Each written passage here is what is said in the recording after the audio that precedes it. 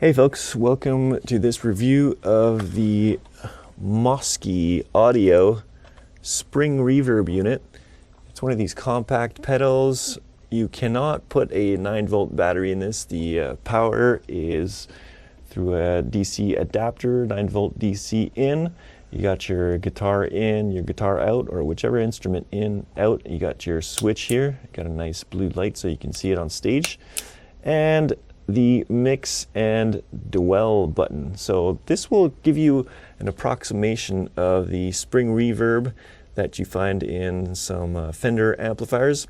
And this reverb unit is based on the Malico spring reverb, which is a famous reverb that is unfortunately no longer in production, but the Mosky brand has cloned this old reverb from Malico and made this spring reverb that we see here. So I'm going to give you a sound demo of what this thing can do, and so here we go.